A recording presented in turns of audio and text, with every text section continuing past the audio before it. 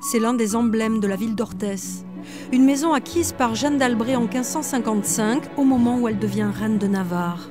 On y vient par curiosité pour l'histoire de la maman d'Henri IV, on y reste pour son musée du protestantisme en Béarn. Charlotte Abadie-Laborde est guide depuis 10 ans.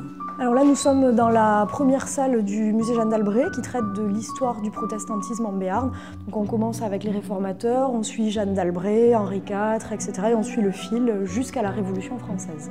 Amoureuse du site, elle arpente les étages avec toujours cette même volonté de faire découvrir une histoire méconnue.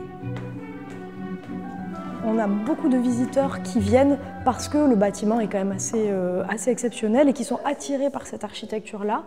Pour être tout à fait honnête, la plupart ignorent tout de Jeanne d'Albret. Éventuellement savent-ils que c'est la mère d'Henri IV, mais ça va souvent pas plus loin. Et donc après, une fois qu'ils sont dans la maison, certains découvrent justement toute cette histoire de plus de 4 siècles qui a profondément marqué le Béarn. Si ce musée existe depuis 22 ans, c'est grâce à l'opiniâtreté des membres d'une association. Mais la passion a ses limites, la mairie tarde à verser la subvention due et les 3500 visiteurs par an ne suffisent plus pour garder l'une des 2 salariés. L'association a donc décidé de faire un appel aux dons. On a trouvé quelques mécènes, on a eu des dons supplémentaires, mais malheureusement, on n'arrive pas à dépasser un seuil.